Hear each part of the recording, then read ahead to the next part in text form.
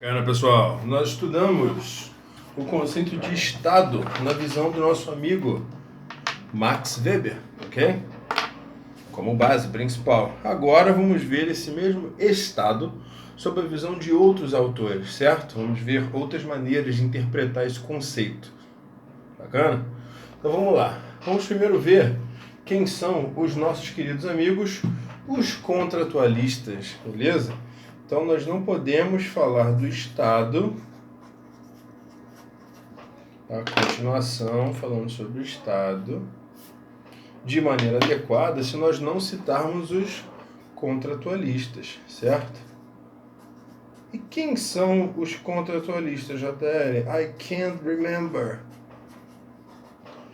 Contratualistas são aqueles pensadores que enxergam a sociedade como nós temos, né? A sociedade civil, com regras, com leis, com um certo nível de organização social, né? Então são pensadores que enxergam a sociedade como algo nascido a partir de um pacto social, ou ainda contrato social. Por isso que eles são chamados de contratualistas, beleza? E como assim? Basicamente, eles acreditam que o período antes da sociedade civil, da sociedade como a gente conhece, né, do Estado civil, o período antes disso, em relação a isso, esses contratualistas divergem um pouco. Mas o ponto central é como a sociedade surge. Quando um grupo de homens, um grupo de pessoas, decide se unir e, a partir dali, passar a respeitar o direito dos outros. Esse é um resumo, certo? E isso é um contrato, um pacto não escrito, né, que eles fazem, e assim tem nascimento a nossa sociedade, de acordo com esses pensadores, beleza? Então, para eles, né, o Estado nasce, o Estado nasce a partir de um pacto social, de um contrato, beleza? Então, em resumo, é uma outra forma da gente ver o Estado, beleza? Então, de acordo com esses contratualistas, que são esses três, né? O Estado nasce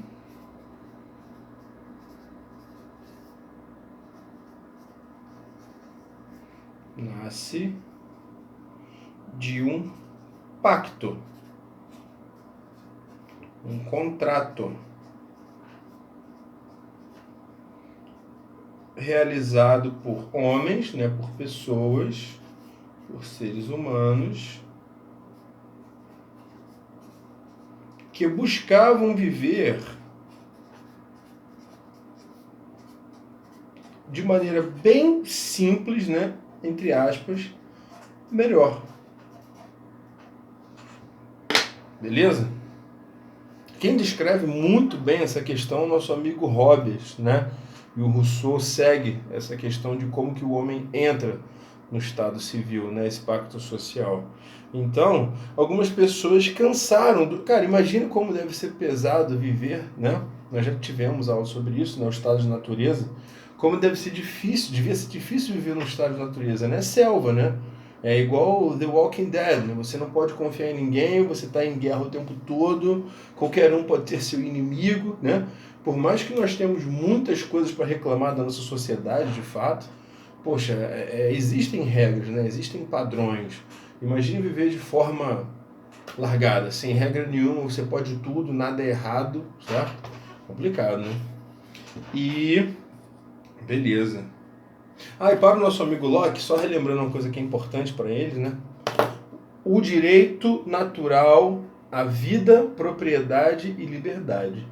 Então o Estado é algo que surge para proteger esse direito natural, certo? Os direitos naturais.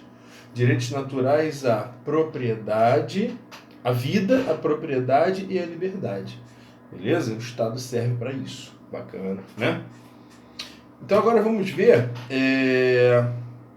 Calma aí. Beleza.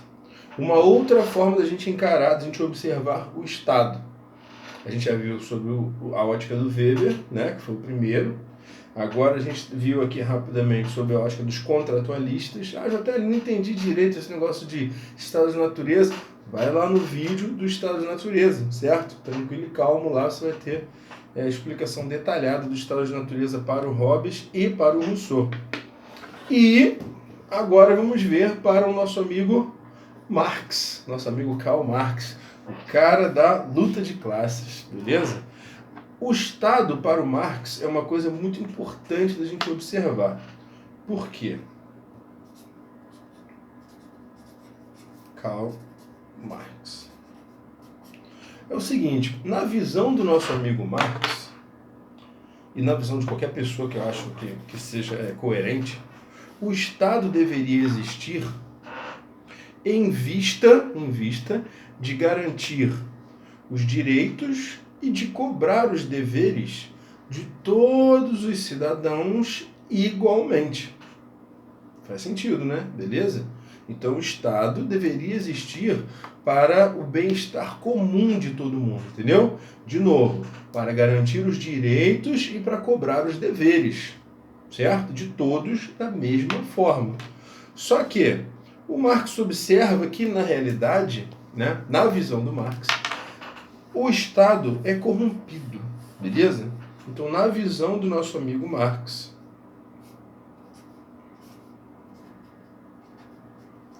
o Estado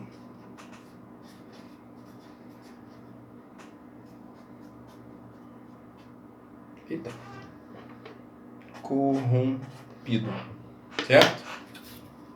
Podia dizer também que o Estado é corrupto, né? Beleza?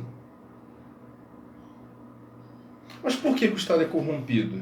Que é o seguinte, como nós já estudamos, né, segundo o nosso amigo Marx, existem duas classes sociais apenas, correto? Burguesia e proletariado.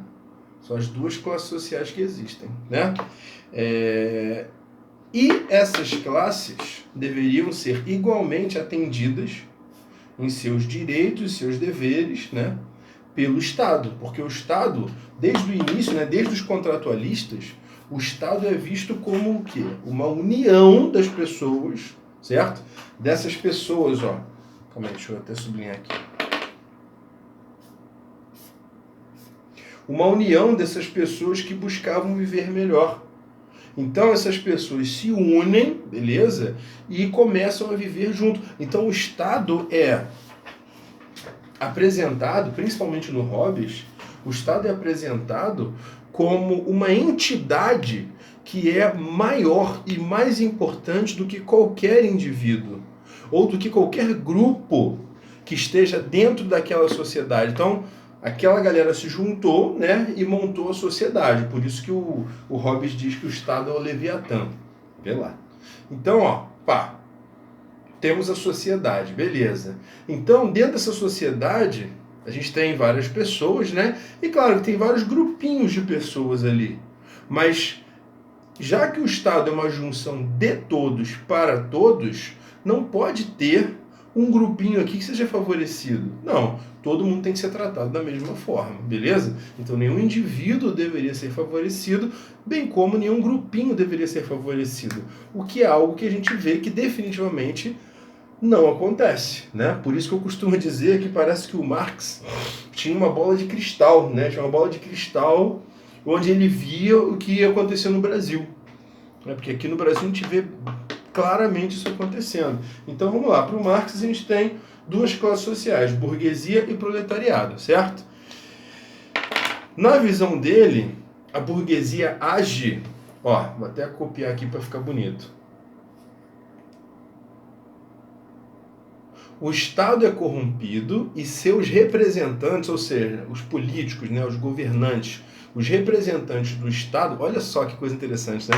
Os representantes do Estado, isto é, os políticos, em tese, eles deveriam agir como funcionários do povo, certo? O que eu quero dizer como funcionários do povo? Cara, eles estão ali para trabalhar para o bem comum. Tanto que existem alguns países, não são muitos definitivamente, cara, se eu não me engano é a Suécia, eu devia... Não vou pesquisar agora não, mas enfim, pesquisem aí. Tem um país, né, tem um país especificamente, em que os políticos, né, os parlamentares, o pessoal os representantes do povo, não tem salário. Tem um país, certo? Na Europa, não sei, não lembro qual, eu acho que é a Suécia. Vou dar uma pesquisada aí, depois deixa no comentário, certo? Tem um país em que os políticos não têm salário, certo? Eles têm apenas uma ajuda de custo, que, se eu não me engano, é equivalente ao salário mínimo. E isso faz com que quem vai querer ser político é só quem tem interesse mesmo em contribuir para a coletividade. E o político faz o quê? Já que ele ganha apenas um auxílio, ele tem que trabalhar, ele tem que seguir a vida dele normal, certo? E outra coisa interessante, ele tem que usar o transporte coletivo. Sacou? Eu tenho um problema com chamar transporte público. É uma questão de terminologia, né? Mas me incomoda, porque público na minha cabeça é o que é de graça, né? O transporte não é de graça, é até caro, né? Aqui no Rio, pelo menos. Então, mas enfim. Então, o político nesse país aí, ele usa o transporte coletivo. O político, os filhos desse político, a família dele, estudam em escolas públicas. Toda a família utiliza a saúde pública, certo? Eles dependem da segurança pública. Por quê? O político utilizando, ou seja, qual é o termo? O representante do Estado utilizando todos os serviços públicos, ou seja, todo o serviço do Estado, ele tem como sentir na pele qual é a qualidade desse serviço. E se tiver ruim, ele é o cara que tem poder para melhorar, entendeu? Só que isso é uma coisa que acontece em pouquíssimos lugares do mundo, né? De novo, vamos pegar o Brasil. Olha que diferença, né, cara? Aqui no Brasil, no lugar do político ter que usar o serviço público, não. O Estado paga o particular para ele. Sim, o político tem aqueles salários altíssimos, né? Especialmente os deputados. E o Estado ainda paga... O Estado, né? Nossos impostos. Ainda paga, por exemplo, a escola particular para o filho desse político. Se eu não me engano, pode pagar até a universidade, dependendo da idade do filho. Pô, mas o salário já é astronômico, né? Ele não podia pegar desse salário para pagar se ele quer dar uma educação privada para o filho dele? Não. Sabe, não faz sentido, não faz sentido. Então, com isso tudo que eu falei para vocês, eu acho que deve estar bem claro, né? Deve dar para perceber claramente o quão real é isso que eu vou escrever aqui agora. Para o Marx, o Estado e seus representantes atuam em favor de uma classe social. Então, o Estado e seus representantes, segundo Marx, favorecem, certo? O Estado favorece uma classe social. Das duas, né? Entre burguesia e proletariado. E é a classe que pode, graças ao seu poder financeiro, econômico, oferecer vantagens. A gente esquece muitas vezes que o Estado é representado por pessoas, né, por seres humanos.